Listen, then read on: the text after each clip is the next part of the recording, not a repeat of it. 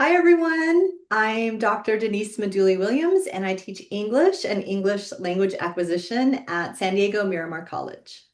Hi, everyone, and I'm Dr. Dayamudra Dennehy. I teach ESL credit and non-credit at City College of San Francisco. And we're so happy to be part of the Rutgers Online Learning Conference. We'll go ahead and get started. We have some slides to share.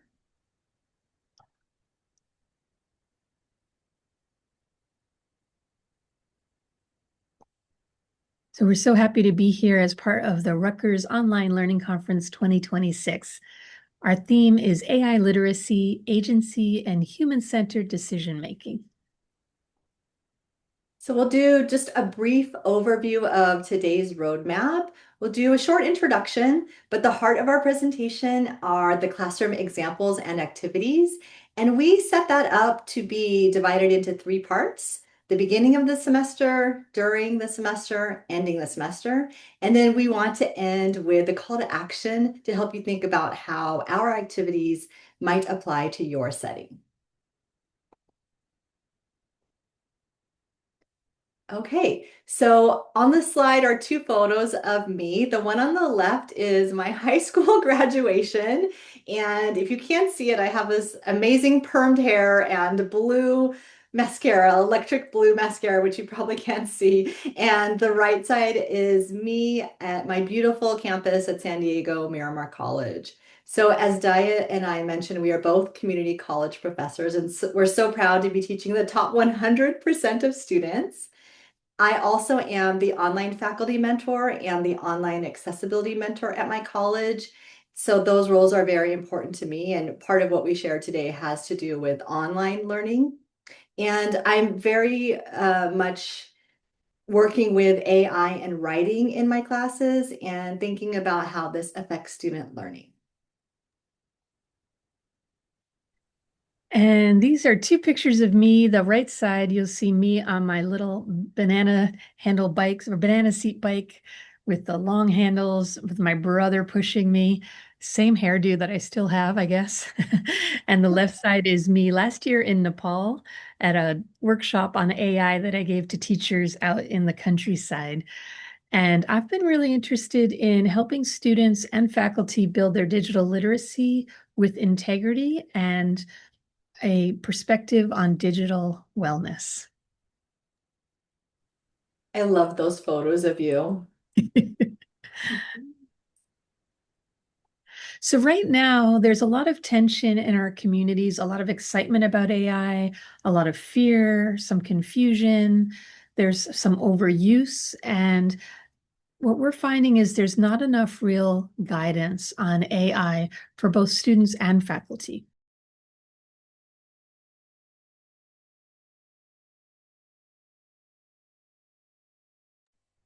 I realized I was on mute.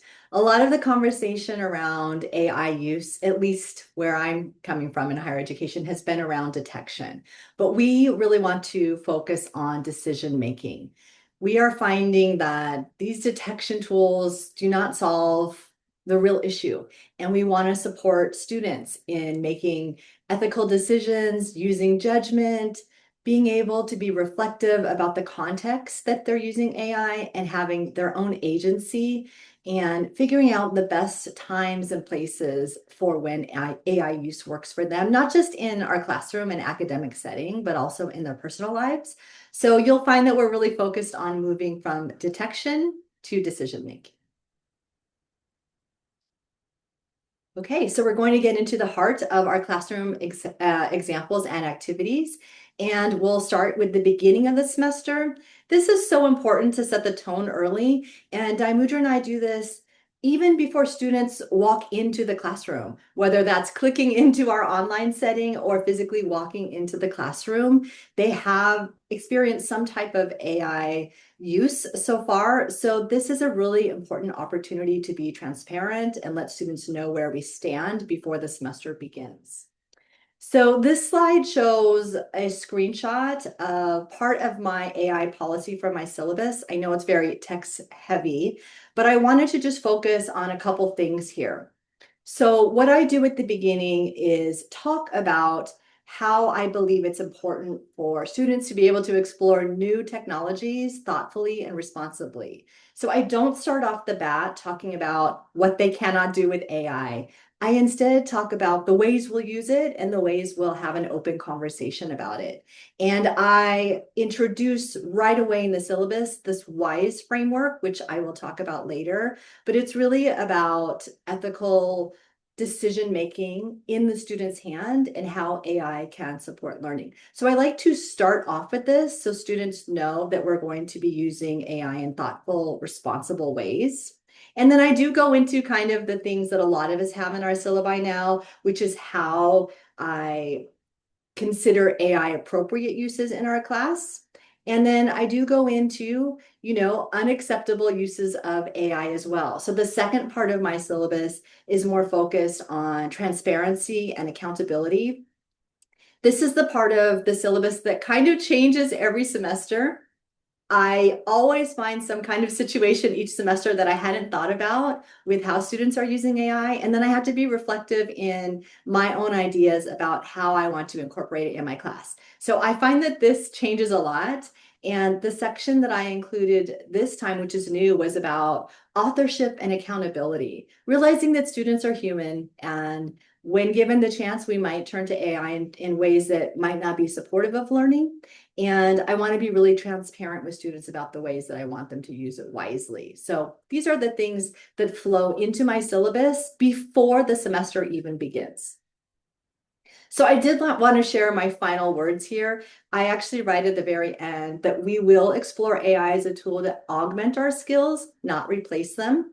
And if you ever have questions about appropriate AI use, ask me. We are learning this landscape together. I really like to position myself as a learner. I feel like AI can be very stressful for all of us as instructors, especially if we want to pretend that we're the expert and that we know everything. So I'd like to position myself as learning with them and make it clear that they can ask me, that these things, there's many gray areas, and that they can ask me whenever they have questions.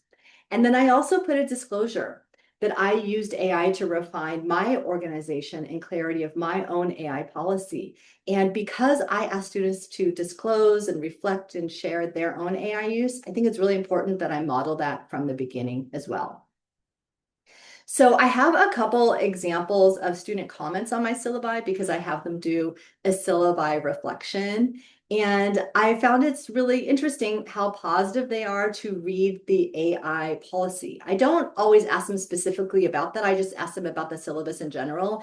And then these kinds of things come up. One student said that my policies were completely unexpected to read as a student.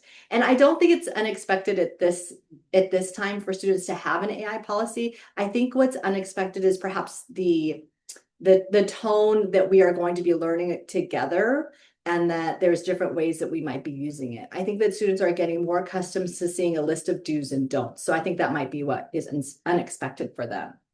And I wanted to show another student who wrote, "This will put many students at ease and help them, but obviously we can't rely on it all the time because it will be cheating." So the reason why I wanted to share that is students right off the bat start talking about AI and cheating, and I never kind of bring it up in that manner, but it lets me know that's where students' minds already are. And I know that students really appreciate having the clarity and the transparency in my syllabi, and they too are concerned with cheating. They're not trying to cheat themselves, and they are concerned with making sure that they learn in my class as well.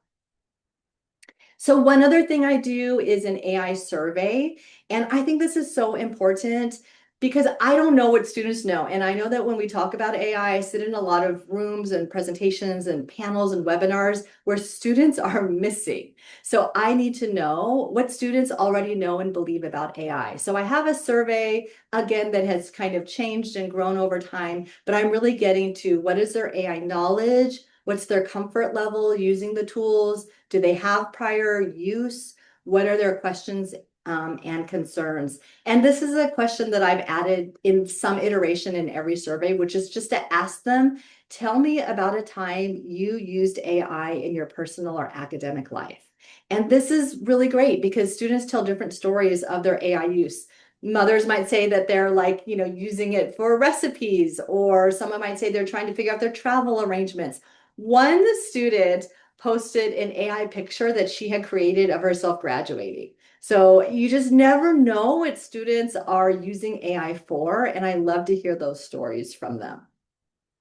And over time, there's been patterns that have emerged about students' AI use.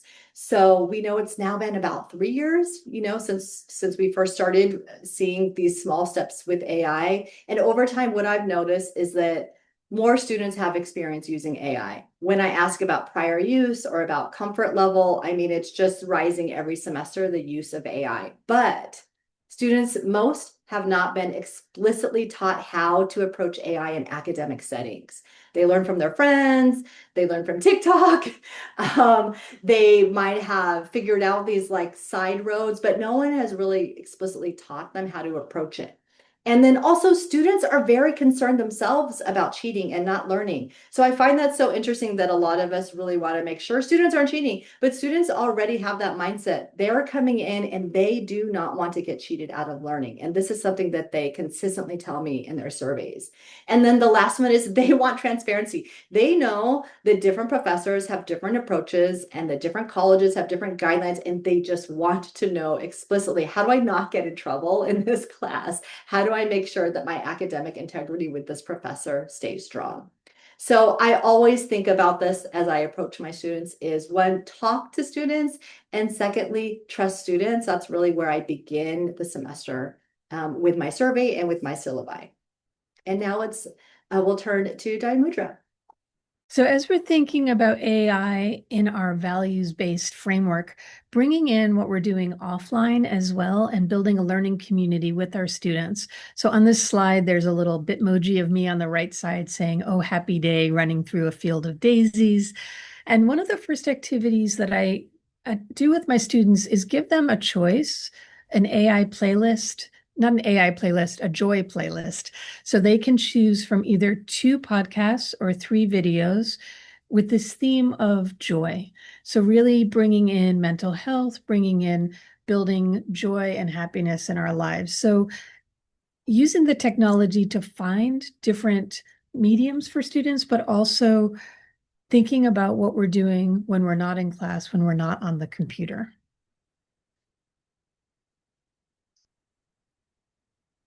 Another activity that I think is real important as we talk about digital wellness is thinking about rest. And somebody whose work I really appreciate is Tricia Hersey, and she talks about the connection of rest and racism and colonial oppression. Her work is very deep and really important. And I think as we spend more time on our computers and with our devices, we're not getting enough rest, we're not getting enough sleep. So really bringing this into the conversation and creating some goals for ourselves as a learning community of how can we be well rested. And then another activity that focuses on joy in my classes relates to the San Francisco artist Ruth Asawa. And this is an infographic on the slide that I created with Notebook LM. And it goes through 6 different areas of Ruth Asawa's life, sort of connecting through these weavings, starting with her family life as a farmer, and then their internment as a Japanese American family in San Francisco Bay Area, and then going into how she learned to see at the Black Mountain College and how her art evolved. And her beautiful sculptures are these woven pieces of sculpture that sort of hang from the ceiling and you can't really tell where they begin and end. And then also the weaving technique that she learned from Mexico, and then weaving together community. And she created arts projects in the San Francisco public schools.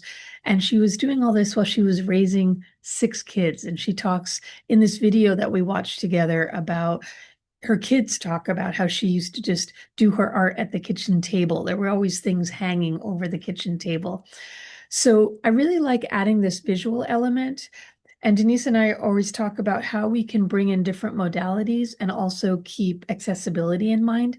So when I create an infographic like this in Notebook LM, So I took the YouTube video that came from the Museum of Modern Art, and then Notebook LM gave me this infographic. And then I feed it into Google Gemini to create alt text. So our students who cannot see the slides still get all of the information through the alt text. And I incorporate this into my Canvas modules. And then another activity that we do more towards the middle of the semester is this book that I love called Stolen Focus. And this is a man who just went offline for several months, went to Cape Cod, and then got really interested in how his mind changed without technology. And so the book is how can we build our concentration? So on this slide are 6 bullet points about focusing and how it takes 23 minutes after being interrupted to refocus. And as we slow down, this improves our attention. Without multitasking, we need free, undistracted time to move into a flow state. And he talks about the difference between fragmentation and flow. So I pulled out some of the key ideas from the book, made my own video, which students work on. They answer questions, they do a writing, and then they set their own goals for their own lives. So thinking about digital wellness and how they can make time, intentional time, to get into this flow state. And I thought I would just share my workflow with my students using Canvas, that I create different activities, different modalities. Sometimes it's a video, sometimes it's an article, sometimes it's a podcast. Students are exposed to the new content, and then we always start with a reflection. So sometimes I'll pull out one sentence and students reflect on it, immediately connecting the content to their own experience. Then through this RSI, right, creating these opportunities for students to connect with each other through the discussion board. And then they think about, how can I use this content in my own life? What are some goals that I can set? And then we're also connecting the different content in the class. So how can I create a connection between the Ruth Asawa video and the Stolen Focus video? What are the connections of ideas? And students, rather than creating some kind of a exam or a quiz, they're creating a digital portfolio where they're showcasing their writing and their learning and their reflections. And then always bringing back what I learned from Pooja Agarwal about this retrieval practice, right? So at the end of every module, what have I learned? How does it connect to what we did next week? What are my goals for the next week? So Pooja talks about really the importance of starting and ending every module with a retrieval practice. This is a really great way to build our long-term memory and connect all the different things that we're learning into one learning practice.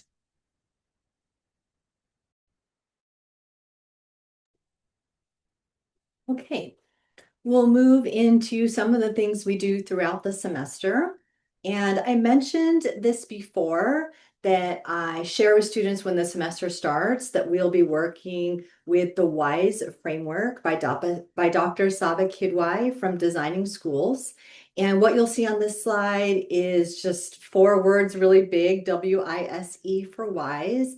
And this is a framework that Dr. Kidwai came up with that is around decision making. So the W is for well-being, I is for integrity, S is for skills, and E is for engagement.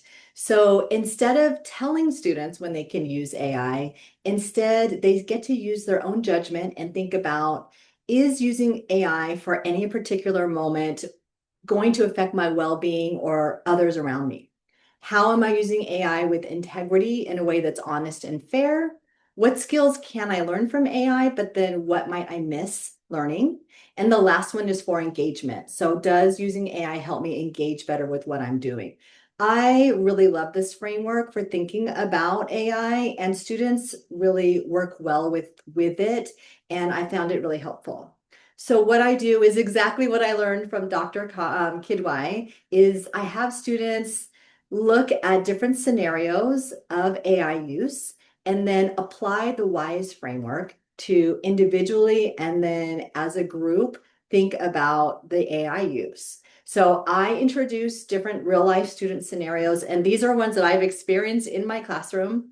And then I always have students reflect individually first so that they are not kind of coerced by the group members. So they think first and then they discuss it in groups. And I've done this in-person classes, just huddled around together around tables.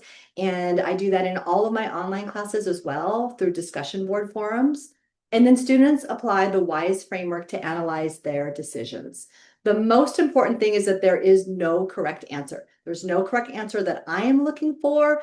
The group doesn't have to come up with a collective correct answer. The whole idea is to practice ethical decision making and to have a really strong discussion around those four components. So I wanted to show some of the academic scenarios that I pose to students. And I love this one, especially for an online class, because they're doing this as very meta. They're doing an online discussion post about AI in online discussion posts, and they've already probably done an introductory discussion board. So I just find it a really great way to jump it off. So there's always a situation. So in this situation, Jamie's taking an online psychology class and needs to post a discussion response by midnight. I think any student taking online classes can relate to this. And Jamie's short on time and goes to ChatGPT to generate a response, makes some edits, so that's important, and then submits it. So that's a situation, and the student's job is to assess this decision. So how is Jamie's well-being affected by this? Is there a workload or stress level that's affected? How is integrity affected? Does it connect to, the course's expectations about honesty and academic integrity? What skills does Jamie gain of the material and what gaps might there be? And then engagement. Does using AI help Jamie engage in the discussion or does it limit the participation? And then just kind of overall, is this a wise decision? So the goal is to help students think through carefully about these academic choices that they make, and then discuss it as a whole. And I have to say, when I first start these, students, again, I think because they're often introduced to AI as a negative thing that they should not use, they think that the right thing to do is to tell me, oh no, it's cheating, it's bad, it's bad. And I have to dig deeper and say, are we sure? Like, well, does that affect Jamie's well-being? Maybe Jamie went to bed earlier. Are you sure it's all bad, right? So they have this knee-jerk response to say, no, no, it's not good for every scenario. So I really want to push them. So this is why I have other scenarios that are kind of less clear-cut. I like this time management planner one. And I got this idea because I learned from my surveys that students use AI for time management. So Chris feels disorganized in this situation and asks AI to create a weekly schedule for study, for work hours, for assignments. So again, does using AI in this way affect the student's well-being, integrity, skills, and engagement? What is your decision, right? So again, really wrestling with these ideas of decision making. You can't just label these as good or bad use of AI. Here's a list of kind of some other scenarios that students might be using AI for, from studying for an exam. I love this one, emailing a professor. Students have to email a professor and ask for an extension. Do you use AI for this? Mental health support, scholarship essays, group projects, all of these different ways students might be using AI. And I've thrown this one in the last 2 semesters, which I find so interesting: professors generating feedback for students.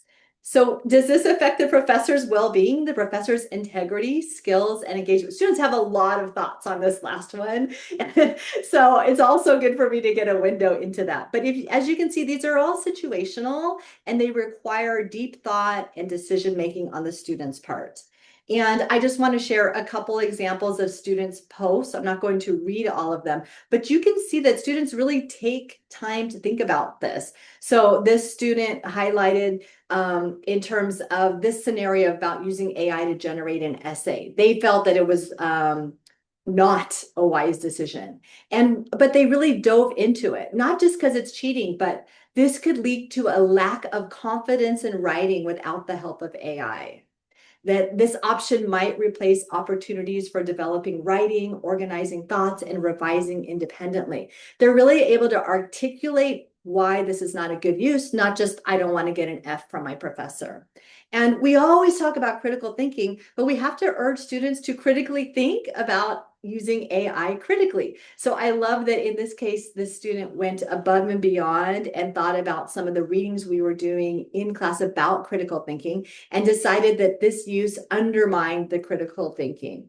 And it weakened their process because AI did not allow them to deeply question or revise. So again, instead of just saying, no, you can't use it, which removes any chance for students to critically think about it, this is allowing students to use their own critical thinking about it.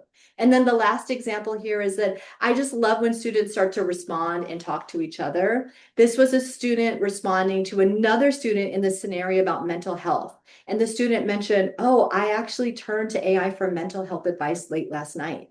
And the student said, well, I actually ended up feeling doubtful because it was generic and not personal. So we know from research right now that a lot of students, a lot of people are turning to AI for mental health support. So having students being able to engage with this honestly and talk about how they're using it, I think is really valuable. And it's a great way for them to be more reflective about their use. I'll turn back to you, Dayamudra. Thank you. So another way that I've been incorporating value-based frameworks and thinking about what our students need for the future of work is turning to the World Economic Forum's list. In December 2025, they made this list of 10 top core skills for the future of work.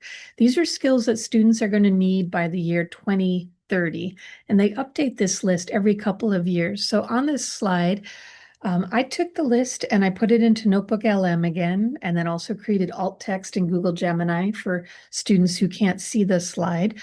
But students really like having this visual component, and there are 5 bubbles, and these are the 5 skills that, according to industry, students are going to need for the future. The first is analytical thinking.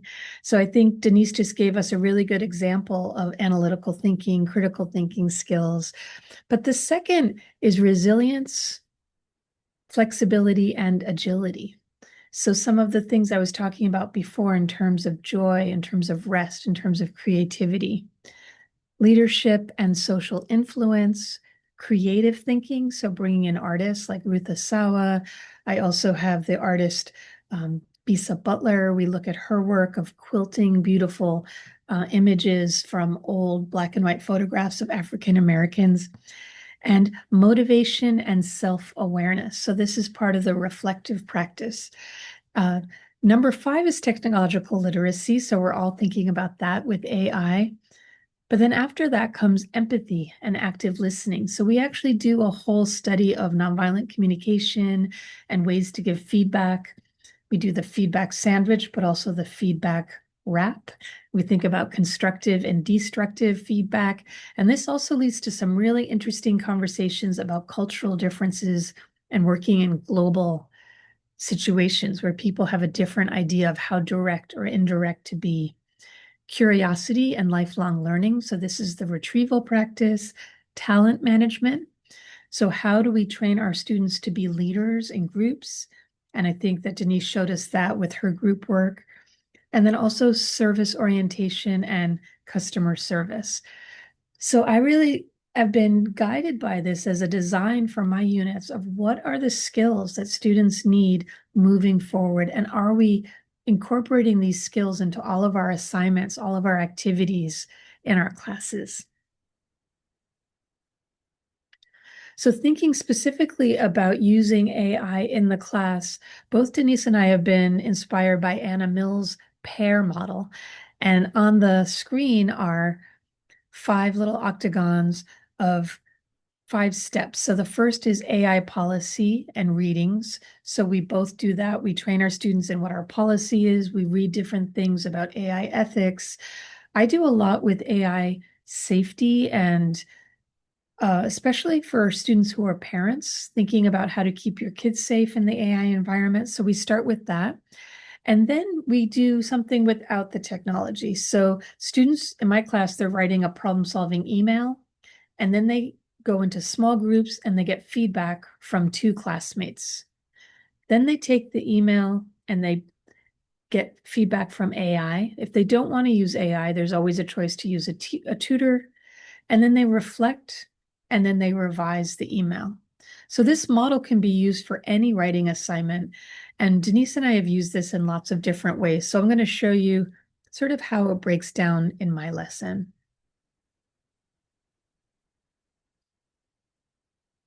So in terms of the problem-solving feedback, Canvas is really good at being able to create small groups for discussion boards. So the students post, and then they have to give feedback, and then they have to reflect on the feedback that they've gotten. So looking at the feedback from their peers and then from AI, what did they learn about clarity, tone, specificity, actionability, accuracy, and respect for my voice? So they have to compare all the feedback that they got. And then they do a reflection. Which of the feedback was most helpful? And this has been really interesting for me.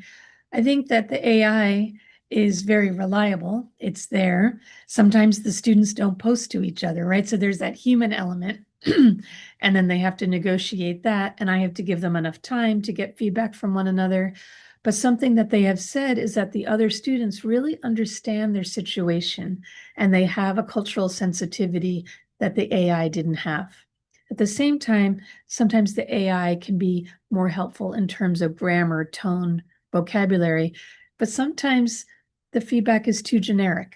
So it's been really interesting reading these reflections from my students.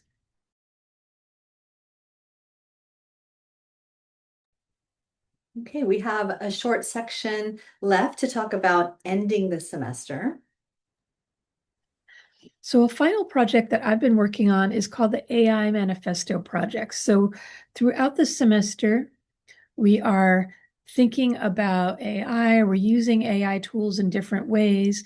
There are ways that we're thinking about rest and wellness. And so I want the students to bring all of this together in an AI Manifesto project, which is a collaboration where they're demonstrating what they've learned, including bias and ethical implications. And then they're thinking about future possibilities for AI in language education. I really love the idea of a manifesto as opposed to a policy. And I think that in education, we're really looking for the perfect AI policy. And as Denise said, our own policies in our classes are sort of evolving every semester. So a manifesto is something that people create to create a vision, to really share their revolutionary intentions and mobilize people around common goals. So I find manifestos really inspiring and thinking, how can we take this big moment of AI changing the way we do education and create a manifesto to reflect everything that we're thinking about? So a manifesto is a call to action. It's a reimagining of societal norms. It's a blueprint for future thought and action, and it's a tool for articulation and change. So as a piece of writing, it's a very big project. So throughout the semester, I'm introducing different kinds of manifestos. And one of the manifestos that I found very inspiring was the slow movement manifesto, reclaiming the pace of life. So again, this goes back to our theme of digital wellness. It goes back to the incorporation of the environment and sort of climate change crisis, things like that. And on this slide is a Notebook LM infographic that I created. I took the manifesto, fed it into Notebook LM, and it created this infographic sort of framed by grass and plants. And in the middle is a quote that says, if a thing is worth doing, it is worth doing slowly. And then there are 5 images. The left is a revolt against fast. There's a person walking, but there's also a flying clock and a car and fast food containers. There's an infographic of a beautiful tree with a sun behind it that says a way of being.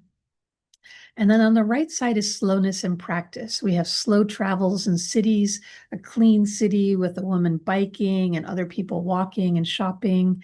We have slow parenting with a family sitting under a tree having a picnic. And then the supreme state of moving slowly. And there's a woman drinking a cup of tea, just sitting very quietly by a window. So students have been very inspired by this, and I think we're all sort of looking for ways that we can slow down, especially as we spend more time on our computers and our devices.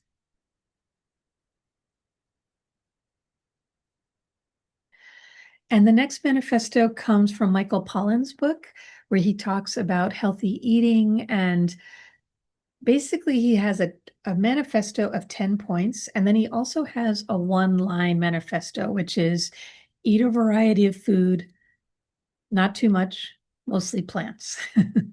And so this manifesto has been turned into an infographic again and talks about the foundation for change. On the left side is a big pile of fast food, and then it moves through a person surrounded by food, and it says that our bodies are very adaptable and that we can change it by changing what we eat. And then this turns into a woman surrounded by fruits and vegetables, and then the hopeful fact that as we change what we eat, we can change our health outcomes. And I think this is something that everybody's thinking about, how we can eat healthier. So we have eating real food, fruits and vegetables, prioritizing plants, a big bowl of fruits and vegetables, and then also mindful habits. Again, this wellness, this slowing down of eating our food intentionally and slowly really has an effect on our brain chemistry and our all of the chemicals in our belly. And then at the bottom is a food pyramid, which also brings in different cultural attitudes. This is a Chinese food pyramid. And in the Chinese traditional way of eating, talks about one-legged food, things like mushrooms at the base of the pyramid. This is what we should be eating the most of, one-legged organisms. And then two-legged organisms, chickens and turkeys and different birds. And then at the top of the pyramid, we should be eating the least amount of four-legged animals, cows and sheep and things like that. So, as Denise said at the beginning, really bringing in students' voice. A lot of the conversations that I'm in at our institutions about what our AI policy should be really don't include students. So this is a call to action to hear students' vision. And I've been very inspired by what they create. And this is a chance for them to influence change and contribute to the ongoing conversation while they're drawing on this rich tradition of manifestos and a creation that outlines their goals to inspire and motivate others, sharing what they've learned in the class in a very tangible way. So on the screen are some student samples. The left is a visual of a preamble, and then there's a whole section of students starting their manifesto. They did a slide presentation, and this says, when access to knowledge and opportunity is often limited, we have a responsibility to imagine more inclusive, accessible ways to learn. So the students were really thinking about how AI can make learning more accessible. This is one section. And then the right is an infographic that these students made. Luckily, they had a student with a graphic design background, and there's 3 interlocking circles. And it says a manifesto for Gen AI and English language learning. And then there are questions scattered throughout, like what unspoken stories could Gen AI help us tell? Could Gen AI eventually help us communicate with our past, translating ancient scripts or building time gaps in knowledge?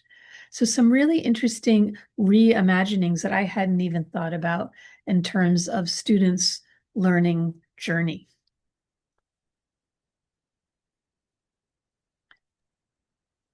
Okay, I've heard Dayamudra present on manifestos a couple times now, but I'm always so impressed with all that goes into it and all that you bring in, and also obviously the students' amazing manifestos that they come out with at the end. I love it.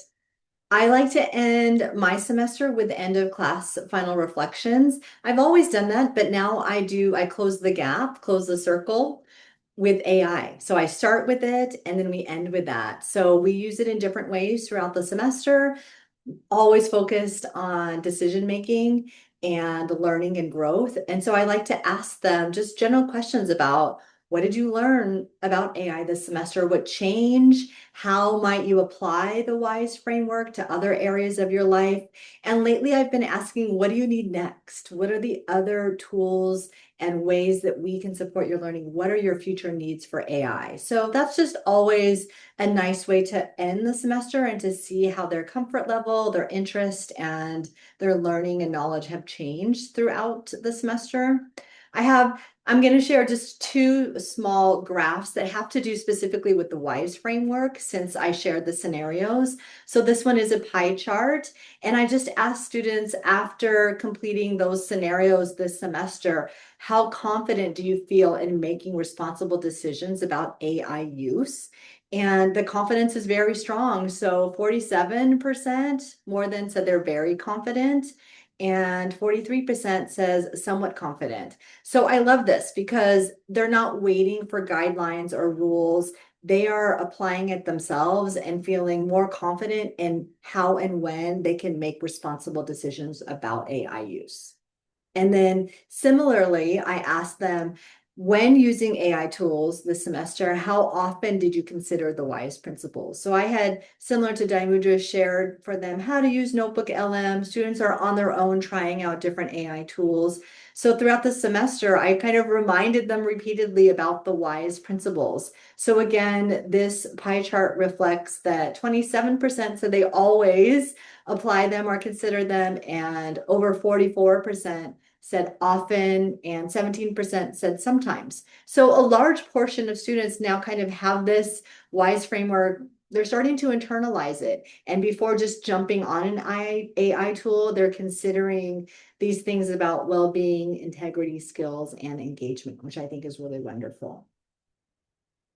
Two quick student comments or realizations that they made, I'll just share with you. A student said that they know now more how to use it as a tool, AI, as opposed to exploiting it to do things for them. And another student mentioned that now they are more aware about the biases, the stereotypes, the misinformation that can happen with AI, and that it made them realize they need to think critically about everything AI suggests. So these insights show that students are developing AI literacy. They're moving beyond like how to use a tool, but how do they need to really think about it critically before they use it, and all of the challenges and issues that come along with AI. So we want to end with giving you a chance to think about application to your own setting. So for us, these are our takeaways and how we integrate AI use is we really focus on teaching decision making, not like just here's how to use the tool, but how and when and why would we use these tools? Are we happy with them? What are the applications? Making the AI policies or our manifestos transparent, but also letting students know that these are always evolving, right? And that we learn and we grow together. And then building structured reflection into assignments. One thing I didn't share is that when students turn in their major assignments, they also have an AI reflection to go along with it. And that is something that has evolved over time. I think in the past, I had seen models of just like, did you use AI? What did you use? Now it's more, what was your decision making around using AI? How did it help you or not help you? And were you happy with your decision with AI use? So not just disclosure of it, but what's the decision making behind it? And then reflecting on how it supported you or didn't support you with your assignments. So I'd like to invite you to think about your own context now. So where does AI belong in your discipline, in your lessons, in your curriculum design, and where does it not belong? And what decisions do you want students to practice?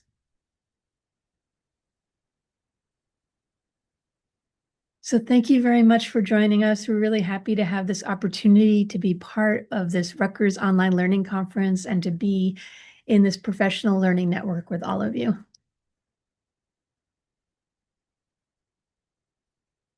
Yes, thank you so much for listening and for attending. We hope you'll enjoy the rest of the conference and definitely feel free to reach out to either one of us. We love to be in collaboration with educators from all over and hear about the different ways that people are integrating AI in their classes.